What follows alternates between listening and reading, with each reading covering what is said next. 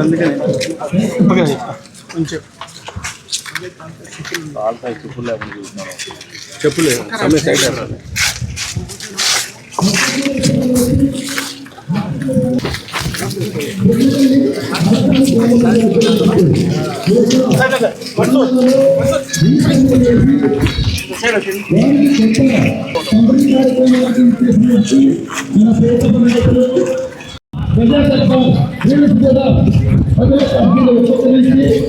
ప్రజలకి విడుదల స్వీకరిస్తారు కాబట్టి ప్రజలు కూడా మీ యొక్క సమస్యలను ఒక్కొక్కరికి అధ్యయనంలో మన గౌరవ శాసనసభ్యులు గారికి ఇవ్వాల్సిన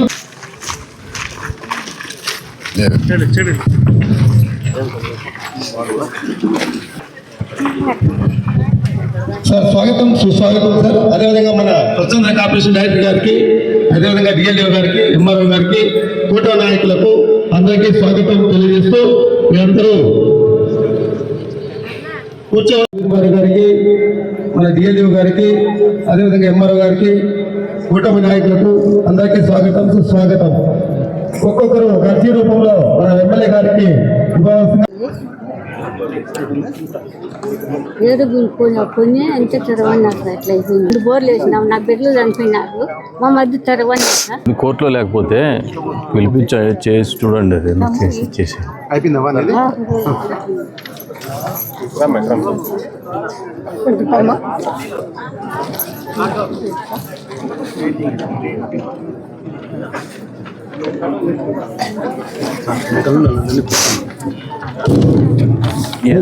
కూర్చోండి ఒక్కొక్కరండి.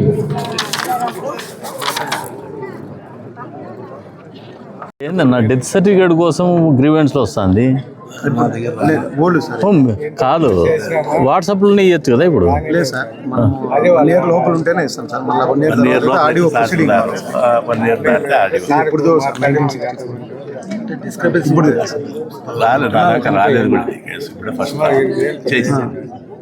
మరి ఎన్నేళ్ళు ఏం చేస్తాండి నువ్వు? అరుగుందా, అరుగు తీసుకొని ఫోటో తీసి అవన్నీ ఆడియో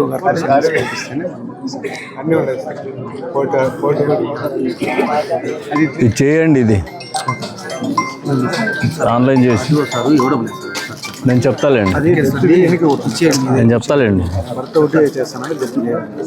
మీరు రికమెండ్ చేసి పంపండి, నేను ఇప్పిస్తాను. ఫోటో కూడా పెట్టు.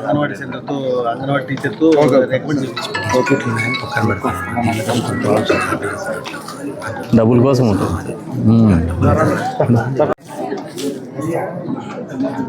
మా పంచాయతీ 5,000 10,000 ఇచ్చారు మనకి, అది ఎంక్వైరీ.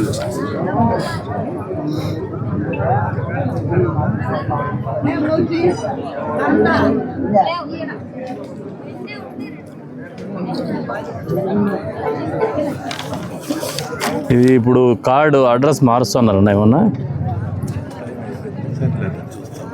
ఇప్పుడు భర్త చనిపోయినాడు, సొంత ఊరికి వచ్చింది ఆమె, అడ్రస్ మారుస్తా. టైం ఉందా లేదా? మరి ఎట్లా చేస్తారు? ఒకవేళ టైం లేకపోతే మనం చేయండి.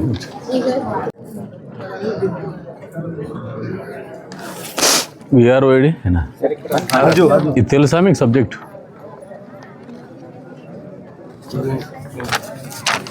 ఈ ఫ్యామిలీ నెంబర్ సర్టిఫికేట్ తీసుకోమని చెప్పినాను సార్. వాళ్ళ మన దగ్గరికి వాళ్ళ డెత్ అయింది. ఫ్యామిలీ నెంబర్ సర్టిఫికేట్ తీసుకుంటే వాళ్ళు. సరే, ఇప్పుడు దీన్ని అప్లికేషన్ కింద కన్సిడర్ చేసి చేయండి. Okay sir. ఇప్పుడు వచ్చినారు కదా, చేయండి. చూడండి, ఎలక్ట్రికల్ ఎలక్ట్రికల్ ఉద్యోగం టెంపుల్ చేద్దాం చేద్దాం.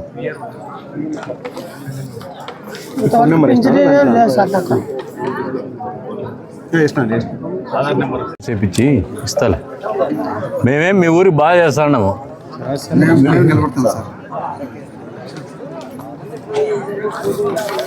ఇవ్వండి ఎస్టిమేషన్ వేసి ఇస్తాలే, రోడ్డు ఇస్తాం. ఇవ్వండి ఎస్టిమేషన్ వేసి ఇస్తాం.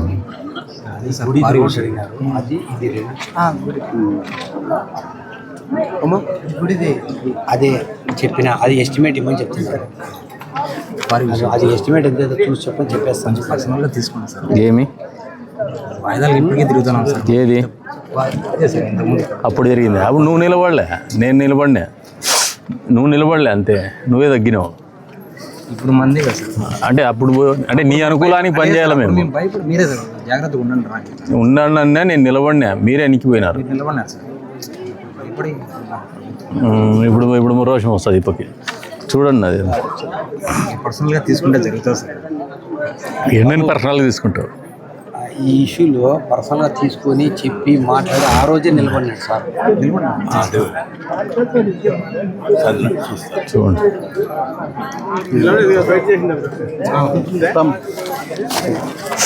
సర్టిఫికేట్లు ఇస్తే ఇల్లు కూడా అప్లై చేయించేసేయండి. వెల్ఫేర్ అసిస్టెంట్ నువ్వే కదా? వెల్ఫేర్ అసిస్టెంట్ ఎవరు?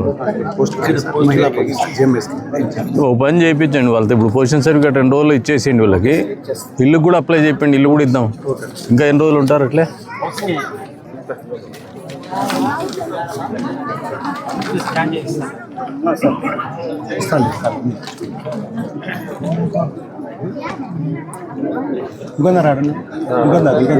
వీడియో ఉన్నాడు పక్కనే.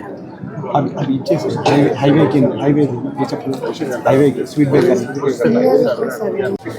అసైన్మెంట్లో పెట్టాలి మరి.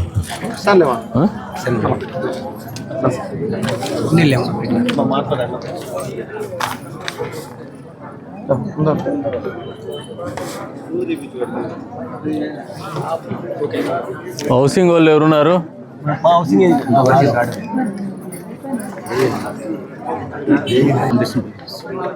ఎప్పటి వరకు అవుతుంది? చెప్పు ఆమెకి. ఏమ్మా మాట్లాడు, మీ ఇంటిది.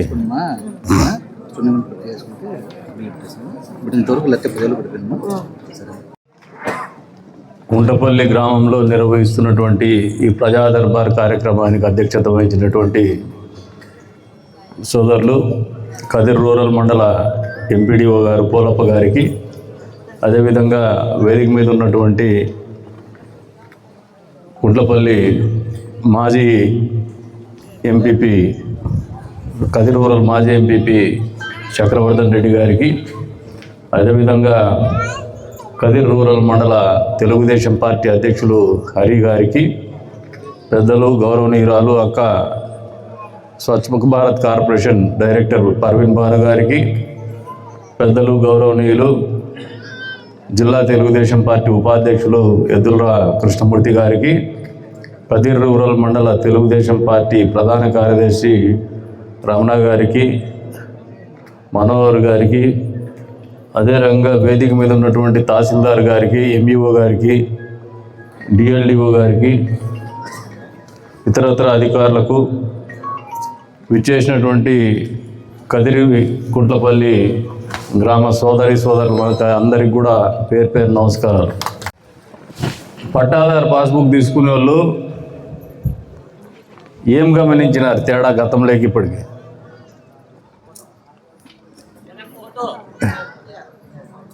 పట్టాదారు పాస్బుక్ తీసుకునే వాళ్ళు చెప్పని, నువ్వు చెప్తే ఎట్లా బయట నుంచి ఏడు గంగప్ప అన్నాడు. ఏం గమనించినావు?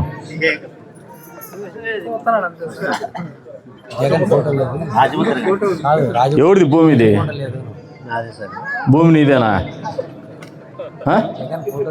జగన్ ఫోటో లేదు, రాజేంద్ర దాంట్లో జగన్ ఫోటో. భూమి ఎవరిది? ఇది భూమి గవర్నమెంట్. నీ భూమి అదేంటి? నీ భూమి. ఇంతకుముందు పాస్బుక్ ఇచ్చినప్పుడు ఎవరు ఫోటో ఉన్నింది? జగన్ ఫోటో. భూమి ఇచ్చింది ఎవరు? ప్రభుత్వం ఇచ్చింది. ప్రభుత్వంకి జగన్మోహన్ రెడ్డికి ఏం సంబంధము? సంబంధం లేకనే అది పెట్టుకున్నాడు. సంబంధం లేదని పెట్టుకున్నాడు. సంబంధం ఉండింటే పెట్టుకోడు. మరి ఈ రోజున ఇది ఎందుకు వస్తుంది? ఇది ప్రభుత్వం తరఫున వస్తుంది. మరి చంద్రబాబు నాయుడు ఫోటో వేసుకోకుండా ఇది వేసి ఇస్తానాడే? చంద్రబాబు ఫోటో వేసుకోలేదు సార్. వేసుకోలే కదా. ఇది జగన్మోహన్ రెడ్డికి చంద్రబాబు నాయుడు గారికి ఉన్నటువంటి తేడా ఇది. వైఎస్ఆర్ పార్టీ ప్రభుత్వంలో ఉంటే, అధికారంలో ఉంటే మన ఆస్తులకి వాళ్ళ బొమ్మలు వేసుకుంటారు, మనం రిజిస్ట్రేషన్లు చేసుకుంటే మన పత్రాలు వాళ్ళ దగ్గర పెట్టుకుంటారు. చంద్రబాబు నాయుడు గారు ముఖ్యమంత్రి అయినాక మీ ఆస్తిని మీకు అందుబాటులోకి తీసుకొస్తూ ప్రభుత్వం చేసినటువంటి పనుల్ని ప్రభుత్వం యొక్క రాజముద్రతో ఎవరు వచ్చినా, అది చంద్రబాబు నాయుడు ఉన్నా లేదా ఇంకొకరు ఉన్నా కూడా ఇది ప్రభుత్వం ఇచ్చిండేది, ప్రభుత్వం మీకు అధికారికంగా మిమ్మల్ని యజమానులుగా ప్రకటించి జారీ చేసినటువంటి రాజముద్రతో మీకు పాస్బుక్లు అందజేస్తున్నారంటే ఈ రోజున ఈ ప్రభుత్వానికి ఉన్నటువంటి చిత్తశుద్ధిని మీరు అర్థం చేసుకోవాలని చెప్పేసి కూడా కోరుతాను రైతన్నలు. ఊరికే బుక్కులు ఇచ్చినారు, తీసుకున్నాము, ఇంట్లో పెట్టుకున్నామంటే కాదు. కాబట్టి గమనించుకోండి. ఎందుకంటే మన భూమి అన్నా, మన కుటుంబం అన్నా, మన భార్య పిల్లలన్నా ఇది నా సొంతం అనే ఆలోచన ఉంటుంది. వాస్తవమా కాదా? వాస్తవమా కాదా? ఏమ్మా ఆడవాళ్ళు చెప్పాలా? ఏమ్మా మీరు ప్రభుత్వం యొక్క ఆలోచన విధానాన్ని అర్థం చేసుకోమని చెప్పేసి కోరుతా ఉన్నా. అంతేకాకుండా ప్రజా దర్బారు కార్యక్రమం ఏదైతే ఉందో అనుకుంటా అంటే కరోనా పోయే టయానికంటే ముందే కరెంటు బిల్లుతో షాక్ కొట్టేసి చనిపోయిన వాళ్ళు చాలామంది ఉన్నారు. మనకు తెలియకుండానే కరెంటు బిల్లుల రేట్లు పెంచేసినారు. ఈ ప్రభుత్వం యొక్క చిత్తశుద్ధి కరెంటు బిల్లు పెంచము అని చెప్పేసి నిజాయితీగా చెప్పినాం. ట్రూ అప్ ఛార్జెస్ పేరు మీద కరెంటు బిల్లులు పెంచలా, మేము ట్రూ డౌన్ ఛార్జెస్ పెడుతున్నాం, తగ్గిస్తున్నాం కరెంటు ఛార్జీలు. మీరు అవన్నీ కూడా అర్థం చేసుకోండి. ప్రజల మీద భారం వేయకుండా ముందుకు నడిపిస్తున్నటువంటి ప్రభుత్వాన్ని ముందుకు నడిపిస్తున్నటువంటి ఘనత చంద్రబాబు నాయుడు గారికి దక్కుతుంది. జగన్మోహన్ రెడ్డి పోతూ పోతూ ఏం పెట్టినాడంటే కొన్ని లక్షల టన్నుల చెత్తని ఈ రాష్ట్రంలో క్లియర్ చేయకుండా అట్లే పెట్టిపోయినాడు. కానీ ఆ చెత్త మీద అయితే పన్ను వేసినాడు జనాలకి. చెత్త మీద పన్ను తీసేసిండే ప్రభుత్వము చంద్రబాబు నాయుడు గారి నాయకత్వంలో ఈ కూటమి ప్రభుత్వం చేసింది. అంతేకాకుండా ఏదైతే ఆయన లక్షల టన్నుల్ని మన రాష్ట్రంలో దాన్ని క్లీన్ చేయకుండా పోయినాడో దాన్ని ఇప్పుడు క్లీన్ చేస్తూ వచ్చింది ప్రభుత్వం. ప్రజా సంక్షేమం అనేది ఎప్పుడు కూడా జగన్మోహన్ రెడ్డి ఆలోచన చేయాలి. బటన్ ఒత్తుతా అని మోసం చేసినాడు కానీ వాస్తవంగా రాష్ట్రాన్ని గాడిలో పెట్టలే. గ్రామాల్లో రహదారుల గురించి ఆలోచన చేసుకోండి. గంపెడు మన్ని ఆ రోజున వేసినాడా జగన్మోహన్ రెడ్డి 5 ఏళ్ల కాలంలో? ఇలా మేము రోడ్లు వేస్తా ఉన్నాం. వచ్చిన మొదటి 17 నెలల్లోనే గ్రామీణ ప్రాంతంలో ఇప్పుడు మీ ఎస్సీ కాలనీకే రోడ్లు ఇచ్చినాం. అంతేకాకుండా గ్రామాలకు కూడా రోడ్లు వేస్తా ఉన్నాం. అసలు ఆ రోడ్ల గురించి పట్టించుకున్న పాపాను పోలా. అందరినీవా మనం డబ్బులు ఖర్చు పెట్టిండేది మా ప్రభుత్వంలో గతంలో ఖర్చు పెట్టిండే డబ్బులతోనే తలుపుల మండలంలో నీళ్ళు ఇచ్చినాం. తలుపుల మండలానికి ఎంతమంది పోతుంటారు? ఇక్కడ ఎంతమంది పోతుంటారు? చూసినారా? కాలువలో నీళ్ళు ఇచ్చిండేది, చెరువులు నిండేది చూసినారా? మరి ఎందుకు చేయలేకపోయినాడు? అదే కాలువల్లోనే ఇచ్చినాం. మేమేం కంపటి మన్ను కూడా వేయలే. ఉన్నది క్లీన్ చేయించేసి చెట్లు ఉండే నరికిచ్చేసి ఇచ్చేసినాం. వేరే ఖర్చు పెట్టింది లేదు ప్రభుత్వం తరఫున. అంటే ఆయనకి ప్రజలు బాగుండేది, సంతోషంగా ఉండేది ఆయనకి ఇష్టం ఉండదు. ఇవన్నీ కూడా ఆలోచన చేసుకొని నిర్ణయాలు తీసుకోమంటానని. ఎందుకంటే ఈ కదిరి రూరల్ మండలంలో ఎప్పుడు కుంట్లపల్లి అనేది, చలంకుంట్లపల్లి అనేది, పంతలకుంట అనేది మా పార్టీని మీరు ఎప్పుడు ఆదరించడం లేదు. మిమ్మల్ని మేము ఆదరిస్తూనే వస్తూ ఉన్నాం, మిమ్మల్ని అభిమానిస్తూనే వస్తూ ఉన్నాం, మీకోసం పనిచేస్తూనే వస్తూ ఉన్నాం. మీ గ్రామాలు బాగుండాలనే ఆలోచనతోనే పనిచేస్తున్నాం. మీరు కూడా మా సహృదయాన్ని, మీ పట్ల చూపించేటువంటి ప్రేమను కానీ, అభిమానాన్ని కానీ, మీ గ్రామాలు బాగుండాలనే మా ఆలోచనను కానీ మనస్ఫూర్తిగా అర్థం చేసుకోమని చెప్పేసి కూడా కోరుకుంటూ, భవిష్యత్తులో అయినా మీరు మా కూటమి ప్రభుత్వానికి మద్దతుగా నిలుస్తారని చెప్పేసి కూడా నమ్ముతూ, మరొకసారి అవకాశం కల్పించినటువంటి ప్రతి ఒక్కరికి పేరు పేరున ధన్యవాదాలు తెలుపుకుంటూ, ఈ కార్యక్రమానికి హాజరైనటువంటి స్థానిక ఆర్డీఓ శర్మ గారికి కూడా మనస్ఫూర్తిగా అభినందనలు తెలుపుకుంటూ సెలవు తీసుకుంటున్నాను. జై హింద్. తప్పకుండా ఖచ్చితంగా ఏదో ఒక గ్రామంలో మీ దగ్గరికి వస్తాను. పక్క నియోజకవర్గాల్లో అయితే ఎమ్మెల్యేల ఆఫీస్లో చేస్తారు. కానీ ఈ నియోజకవర్గంలో గ్రామమో లేదంటే ఒక వార్డులోకి పోయేసి అధికారులను కూడా మీ దగ్గరికి తీసుకొచ్చి మీతో కూర్చొని చేయగలిగినటువంటి చిన్న చిన్న పనులు ఏమన్నా ఉంటాయి. ఇప్పుడు ఇంటి పట్టాలు అడిగినారు, 3 అడిగినారు. ఆ 3 కూడా 2 రోజుల లోపల పట్టాలు ఇస్తాము, పొజిషన్ సర్టిఫికేట్ కూడా ఇస్తాము. ఇల్లు కట్టుకునే కూడా టైం ఎక్స్టెండ్ చేస్తామని అప్లై చేసుకోవడానికి. వాళ్ళకి ఇల్లు కూడా మంజూరు చేస్తామని చెప్పేసి కూడా ఈ వేదిక మీద నుంచి మీ అందరికీ కూడా తెలియజేస్తాను. ఇక పెన్షన్ల విషయానికి వస్తే ఊరంతా కలిసి ఒక ఆమె ఒంటరి మహిళ, ఆమె పాపం అమాయకురాలు ఉన్నట్టు, ఎవరు లేరు. ఆమెను ఊర్లో వాళ్ళే కొద్దిగా చూసుకుంటానట్టున్నారు. మాకు కూడా మనసు నొప్పి చేసే ఎంపీడీఓ గారికి కూడా ఆదేశాలు ఇవ్వడం జరిగింది. ఆమెకి ఈ నెల నుంచి ఫిబ్రవరి నుంచి పెన్షన్లు ఇవ్వమని చెప్పేసి కూడా కోరుతాను. 1వ తారీఖున కొత్త పెన్షన్ ఉంది. మేము చేయగలిగిన మేర శక్తి వంచన లేకుండా మా మనసుకు సహేతుకము ఇది, అవసరం ఇది అనుకుంటే మా దగ్గర సౌలభ్యం లేకపోయినా సౌకర్యాలు లేకపోయినా 1-2 పనులు ఖచ్చితంగా చేసేస్తాం పెన్షన్లు కూడా. అంతేకాకుండా ఎవరైనా నడవలేని స్థితిలో ఉండి మంచం మీద ఉంటే వాళ్ళ ఫోటోలు తీసుకొని కలెక్టర్కి పెట్టేసి స్పెషల్గా పర్మిషన్లు కూడా తెచ్చిస్తాను. మీ దగ్గరకు వస్తే మాకు అర్థమవుతుందని మీ దగ్గరికి మేము వస్తాను. మీ సమస్యలు మేము అర్థం చేసుకోవాలి. మా ఇంట్లో కూర్చుంటే మీ సమస్యలు మాకు తెలియదు. ప్రజాబాహుల్యం లేకొస్తే మీ దగ్గరికి మేము వస్తే అధికారులకు జవాబుదారితనం ఉంటుంది, నాయకులకు జవాబుదారితనం ఉంటుంది, మీ గ్రామ నాయకులకు కూడా బాధ్యత ఉంటుంది. మీకు మంచి జరుగుతుంది, మీకు మంచి మేలు చేయాలని ఒకే ఒక సత్సంకల్పంతో ఈ ప్రజా దర్బార్ కార్యక్రమాన్ని చంద్రబాబు నాయుడు గారు, నారా లోకేష్ గారు ఖచ్చితంగా ఎమ్మెల్యేలంతా ప్రజల దగ్గరికి పొమ్మని చెప్పేసి ఆదేశించడంతోనే ప్రతి వారం కూడా శుక్రవారమో శనివారమో మా అవసరాన్ని పెట్టేసి ప్రతి వారంలో కూడా ఒక చోటుకు వస్తున్నాం అనేది మీ అందరికీ కూడా తెలియజేస్తాను. ఇప్పుడు కొన్ని సమస్యలు ఉన్నాయి. సోమేష్ నగర్లో పోల్ సమస్య, జ్యూరిస్డిక్షన్ ప్రాబ్లం ఉంది. సోదరుడు చెప్పినాడు ఇంతకుముందు ఇల్లు కట్టుకునే కానీ నీళ్లు కానీ కరెంటుది 1-3 సార్లు ఆడవాళ్ళు వస్తే నాకే బాధ వేసి డిఈ గారిని అరిచి మరీ పని చేయించడం జరిగింది.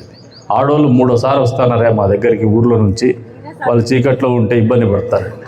నువ్వేనా జరిగింది కదా, అరిచి చేయించినాం.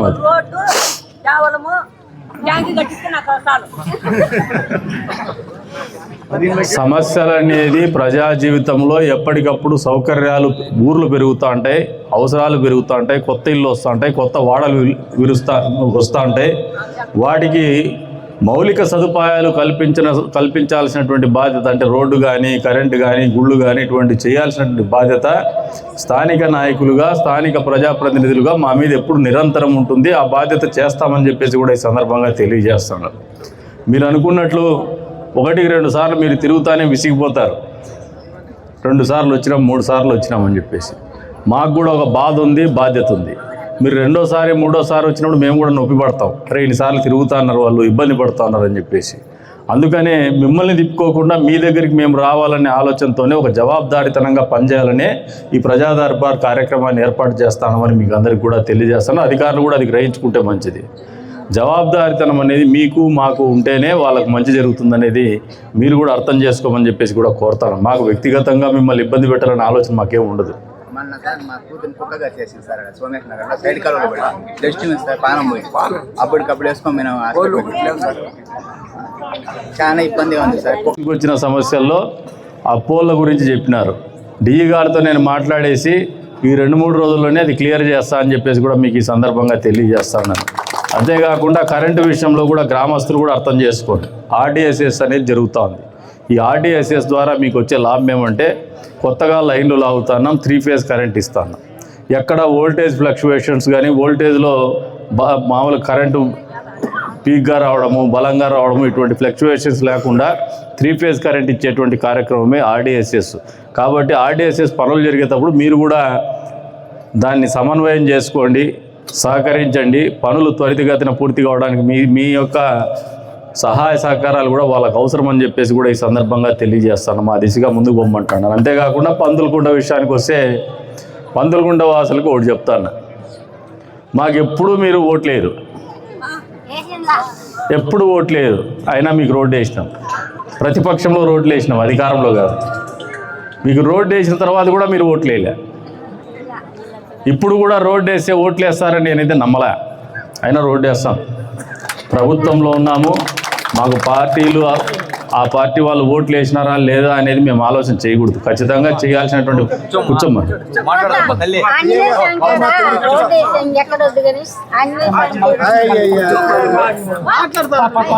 పంతలకుంట కూడా ఆ రోడ్డు కూడా మెయింటెనెన్స్ పెట్టిస్తాము, మళ్ళీ రిపేర్ చేస్తామని చెప్పేసి కూడా చేస్తాము. అట్లే ఆంజనేయ స్వామి గుడి దగ్గర కూడా ఏదో రోడ్డు అడిగినారు అమ్మ, అది కూడా రోడ్డు కూడా వేస్తామని చెప్పేసి కూడా ఈ సందర్భంగా ఆంజనేయ స్వామి గుడి కూడా రోడ్డు వేస్తామని చెప్పేసి సందర్భంగా తెలియజేస్తాను. ఇంకా కొద్దిమంది ఒక రోడ్డు ఎస్సీ కాలనీలో ఇంకో రోడ్డు పెండింగ్ ఉందని చెప్పేసి కుంట్లపల్లి గ్రామం వాళ్ళు ఒక అర్జీ ఇచ్చినారు. అది కూడా పూర్తి చేస్తాం ఈ సంవత్సరంలో, మీరేం అనుమానం పెట్టుకోవద్దండి. రోడ్లు అనేది పూర్తి స్థాయిలో పూర్తి చేయాలనే ఆలోచనతోనే మేము పనిచేస్తున్నాము. దాదాపు ఈ ప్రభుత్వం యొక్క సమయంలోనే నియోజకవర్గంలో ప్రత్యేకించి హరిజన వాడలు కానీ ఎస్టీ కాలనీస్ కానీ 100కు 100% విద్యుత్ సరఫరా కానీ తాగునీళ్ళ సౌకర్యం కానీ రోడ్లు కానీ 100కు 100% పూర్తి చేస్తామని చెప్పేసి కూడా ఏ ఒక్క బజార్ను కూడా వదలమని చెప్పేసి కూడా ఈ సందర్భంగా తెలియజేస్తాను తాండాలకి. అంతేకాకుండా ఈ రోజున ప్రభుత్వం వచ్చిన తర్వాత పెన్షన్లకు డిమాండ్ పెరుగుతుంది. ఇంట్లో 2 పెన్షన్లు అడుగుతారు, ఇంట్లో 3వ పెన్షన్ అడుగుతారు. ఇంకొక ఆయన వయసు లేకపోయినా కూడా నాకు 60 ఏళ్ళు అంటున్నాడు. మళ్ళీ పెళ్ళి కూడా చేయొచ్చు ఆయనకి. పెళ్ళికి అయితే వయసు కనపడలే కానీ పెన్షన్కి వయసు ఎక్కువ చెప్తాడు ఆయన. అంటే మీరు సహేతుకంగా అడిగే ప్రతి ఆలోచన కూడా అర్జీ కూడా పరిష్కరింపబడుతుందని ఈ వేదిక మీద నుంచి మీ అందరికీ కూడా తెలియజేస్తున్నాను. ఇక రస్తా పంచాయతీలు రెండు వచ్చినాయి, 2, 3.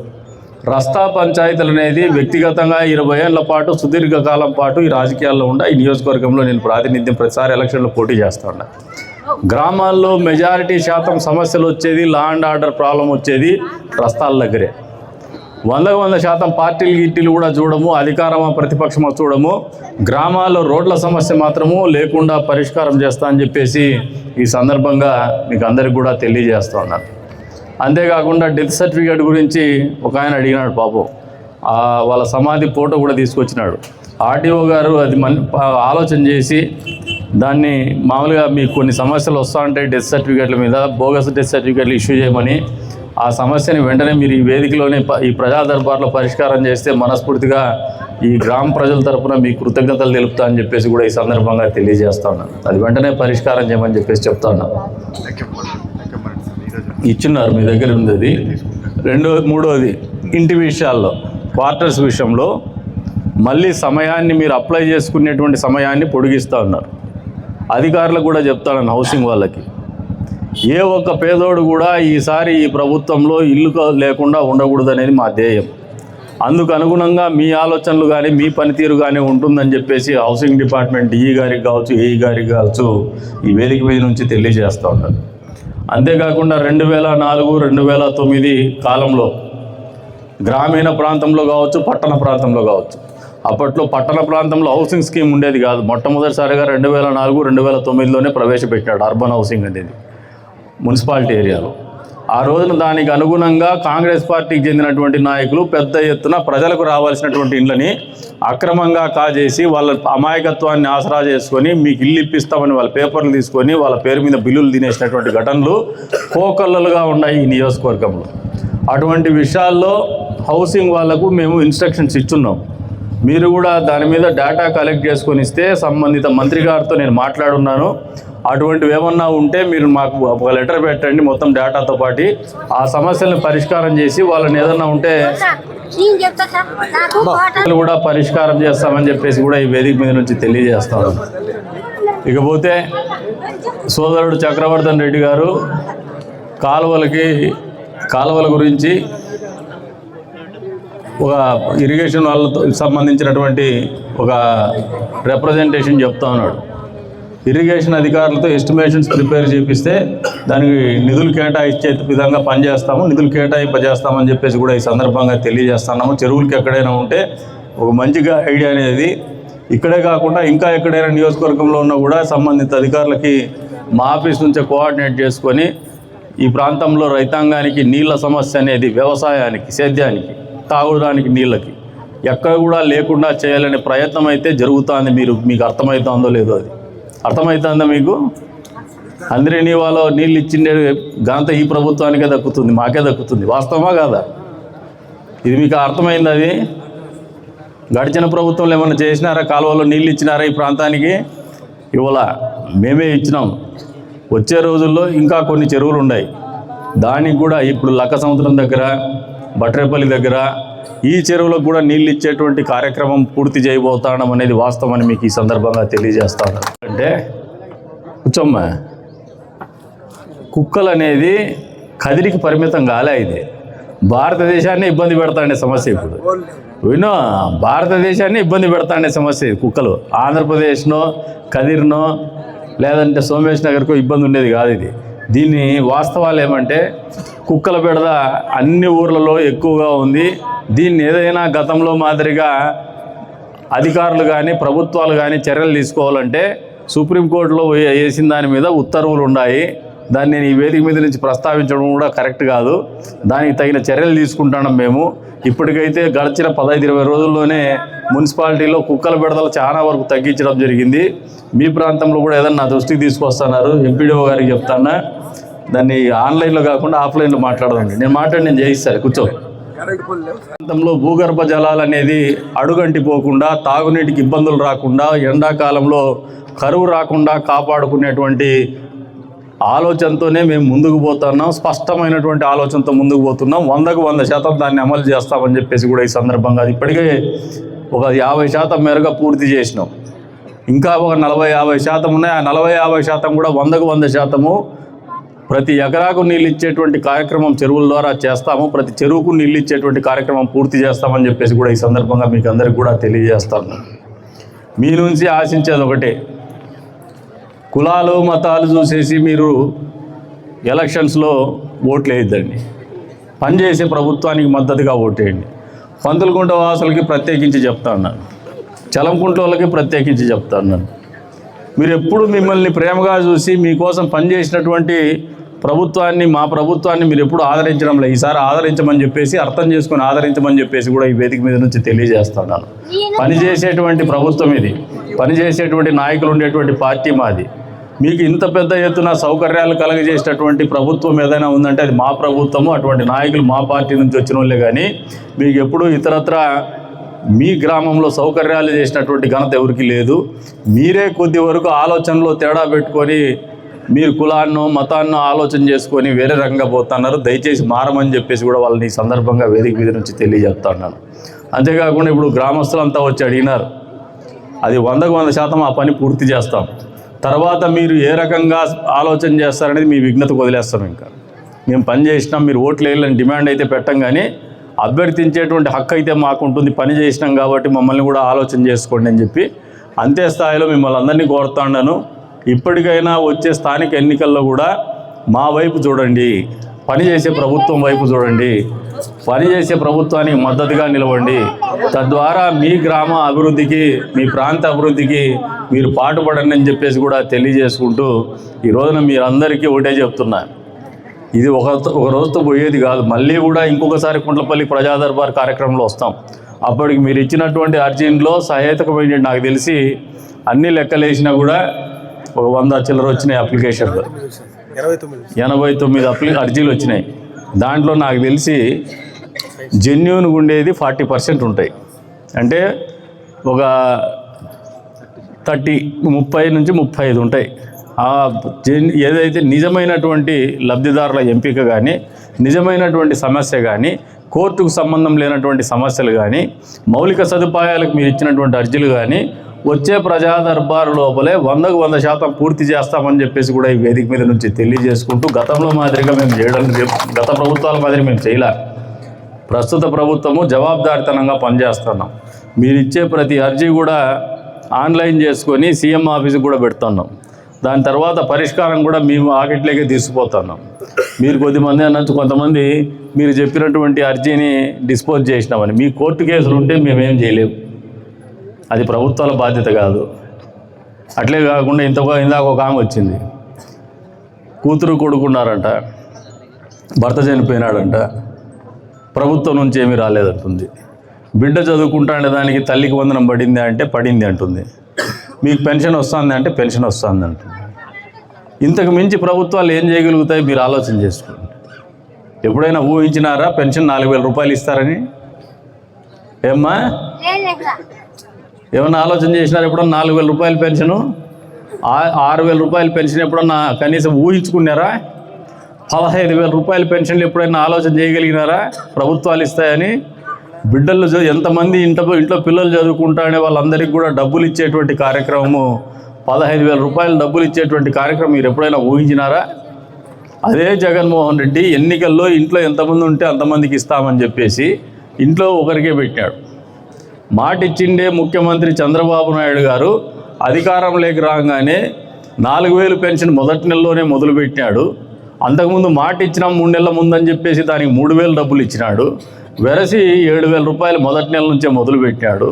ఇంట్లో బిడ్డలు ఎంతమంది చదువుకుంటా అంటే అంతమందికి తల్లికి వందనం ఇచ్చినాడు. రైతన్నలు మీ అకౌంట్ నెంబర్ కూడా ఇవ్వకుండా మీ అకౌంట్ నెంబర్ వాళ్ళే కలెక్ట్ చేసుకొని అన్నదాత సుఖీభావ పేరు మీద 2 విడతలుగా మీకు డబ్బులు ఇచ్చినాడు. అందరినీ వాళ్ళ కాలువలో నీళ్ళు ఇచ్చినాడు. కరెంట్ ఇస్తున్నాం. ఈ రోజున గతంలో మాదిరిగా పంచాయతీలకు కూడా ఎలక్ట్రిసిటీకి ట్రాన్స్ఫార్మర్ కావాలంటే డబ్బులు అడిగే పరిస్థితి ఉండేది. ఇప్పుడు కేవలం 2,000 రూపాయలు డబ్బులు కడితే ట్రాన్స్ఫార్మర్ కూడా ఇచ్చేస్తాను.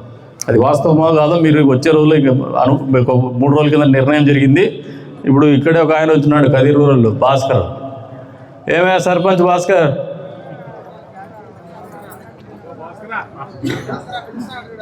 సర్పంచ్ నువ్వే కదా? మీ గ్రామ పంచాయతీకి మొన్నటిదాకా డబ్బులు కట్టమంటాను, ఇప్పుడు 2,000 కడితే ఇచ్చేస్తామన్నారా లేదా? అన్నారు కదా. అనడమే కాదు, ఇస్తున్నారు. ఇప్పుడు 2,000 కడితే మీ గ్రామ పంచాయతీ బోర్లకి తాగునీళ్ళకు కూడా 2,000 రూపాయలకే ట్రాన్స్ఫార్మర్లు ఇచ్చేస్తాను. అంతేకాకుండా గత ప్రభుత్వంలో కరోనా వస్తే